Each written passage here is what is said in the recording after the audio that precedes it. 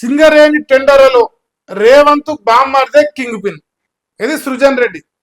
వాళ్ళు రేవంత్ రెడ్డి బామ్మర్దిని టార్గెట్ చేశారు. Night sight vision site visit నిబంధన పెట్టింది సృజన్ రెడ్డి కోసమే, వేరే అని చెప్పేసి వాళ్ళు రాకుండా ఆయన అడ్డుకుంటున్నాడట. 10 ఏళ్లలో ఎన్నడూ సింగరేణిలో రాజకీయ జోక్యం లేదట. కాంట్రాక్టర్ల పోటీ ఎక్కువగా ఉండి మైనస్ లో బిడ్డింగ్ అయ్యేదట. మరి కాంగ్రెస్ సర్కారు వచ్చాకే ఎస్టిమేషన్ కు మించి టెండర్లు +10.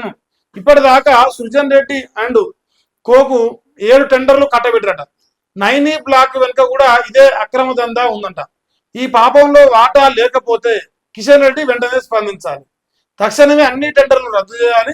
సింగరేణి టెండర్లో అవకతవకలపై కేటీఆర్ మాట్లాడారు. అయితే ఇంకో 1000 సీట్లు వేసిన భయపడం, కాంగ్రెస్ అంతు చూసేదాకా నిలదీస్తూనే ఉంటాం. సీఎం శునకానందం కోసమే ట్యాపింగ్ విచారణ జరుగుతున్నది. బొగ్గు కుంభకోణం బయటపడుతుందనే డ్రామాలు చేస్తున్నాడు.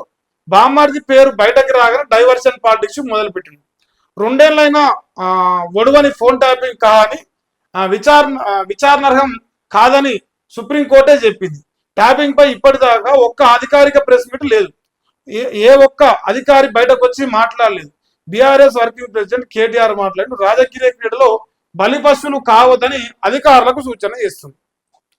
ఇది 2 రాజకీయ పార్టీలు ఆధిపత్యం కోసం చేస్తున్న పోరాటం.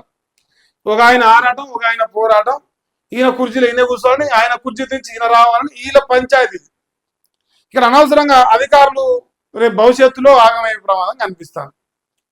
ఇక బామ్మర్ది పేరు బయటకు వచ్చిందని ఎంత చెప్తాను. మీ బామ్మర్ది వదిలిపెట్టేది లేదు, నిన్ను వదిలిపెట్టేది లేదు. గత 10 ఏళ్ళు మీ అధికారులు ఉంటే సింగరేణిలో అవినీతి జరగలేదు, నువ్వు వచ్చినాకనే అవినీతి జరుగుతూ ఉంది. ఇక నువ్వు ఎన్ని కేసులైనా పెట్టుకో, లొటపీస్ కేసులు, నీ 1000 విచారణలు చేసుకో, 1000 సిట్టులు వేసుకో, మీకు ఒకటి భయపడేది లేదు, నిన్ను వదిలిపెట్టే ప్రసక్తి లేదు. ఈ రాష్ట్రంలో కాంగ్రెస్ పార్టీ చేసిన ప్రతి అవినీతిని మా ప్రభుత్వం వచ్చినాక బయట పెడతాని వాళ్ళు డంకాబాజాయని చెప్తున్నారు.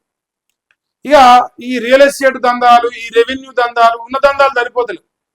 ఇప్పుడు కొత్త దందా మొదలుపెట్టారు. ఈ ఫోన్ ట్యాపింగ్ పేరుతోని దీన్ని డైవర్ట్ చేసే ప్రయత్నం చేస్తారు. కానీ ఈ నైని కోల్ బ్లాక్ సంబంధించిన టెండర్ల విషయంలో ఒక పంచాయతీ, అది ఏడగుచ్చింది, ఏడిపోతుంది, ఏడకోసి వెళ్తుంది, ఇది అర్థం కాని ప్రశ్న. రేవంత్ రెడ్డి బామ్మరి కాడ పుట్టిన పంచాయతీ బచ్చన్న కాడ, పొంగులేటి కాడ, కొమ్మరెడ్డి రాజగోపాల్ రెడ్డి కాడ, ఎంకరెడ్డి కాడ, ఇంతమంది కాడ ఇప్పుడు ఈ పంచాయతీ ఉంది. ఇక లాస్ట్కి ఇప్పుడు బీఆర్ఎస్ వాడు ఎంటర్ కాగానే ఇక డిఫెన్స్ లో పడిపోయి ఇప్పుడు ఫోన్ ట్యాపింగ్ ముందలు తెచ్చారు. వాస్తవమైన విషయం మాత్రం ఇంతే.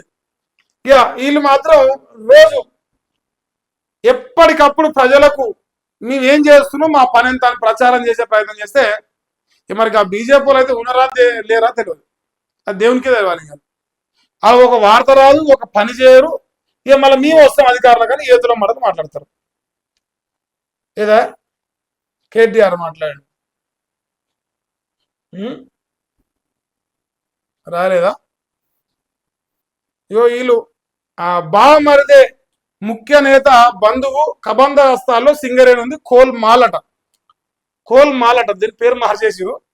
సో బామరిదే రింగ్ మాస్టర్ ? సింగరేణి కాంట్రాక్టు ఏదైనా ఆయన చెప్పిందే వేదమవుతుందట.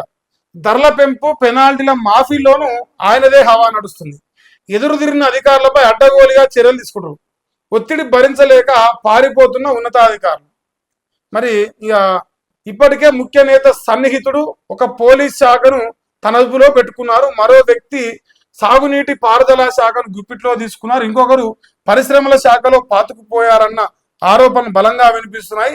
ఇదే తరహాలో ఇప్పుడు ముఖ్య నేత బంధువు సింగరేణి సంస్థను హస్తగతం చేసుకునేందుకు పన్నాగం పనినట్లు చర్చ జరుగుతున్నది. ఇందుకు తాజాగా జరుగుతున్న పరిణామాలే ప్రత్యక్ష సాక్ష్యమని సింగరేణి వర్గాలు స్పష్టం చేస్తున్నాయి. సో ఇప్పుడు వీళ్ళు ఈ సింగరేణి విషయంలో ఈ రేవంత్ రెడ్డి అండ్ కో ఈ చేస్తున్న అక్రమాల గురించి వాళ్ళు టోటల్గా బయటేసే ప్రయత్నం చేస్తారు. దీనికి తోడు రేవంత్ రెడ్డి ప్రభుత్వంలో ఒక డార్క్ మోడ్ లో ఒక క్యాబినెట్ ఉన్నది. ప్రజలకు కనిపించే క్యాబినెట్ లో ఉత్తమన్న, పేరు ఎంకరెడ్డి, పొంగులేటి రెడ్డి, సీతక్క వీళ్ళు కనిపిస్తారు ప్రజలకు లైమ్ లైట్ లా. సో డార్క్ మోడ్ లో ఇంకొక క్యాబినెట్ ఉన్నది. ఆ క్యాబినెట్ రేవంత్ రెడ్డి క్యాబినెట్ దాని పేరు. అల్లా డార్క్ మోడ్లోనే పనిచేస్తారు అందరూ. ఆ సీఎంఓలో ఒక ఆమె పనిచేస్తుంది, ఈ దందాలు చేసుకుంటూ అన్నదమ్ములు ఉంటారు, అంతా ఆగం ఆగం గందరగోళం. మన పలారం 16 పచ్చలు వాళ్ళ కొట్టుకొని తిన్నట్టే ఉంటుంది, అది నడుస్తుంది. మరి ఈ 16 పచ్చల ప్రోగ్రామ్ ఇప్పుడు ఈ 9 కోల్ బ్లాక్ ఒక పచ్చ గురించి ఇప్పుడు పంచాయతీ జరుగుతుంది.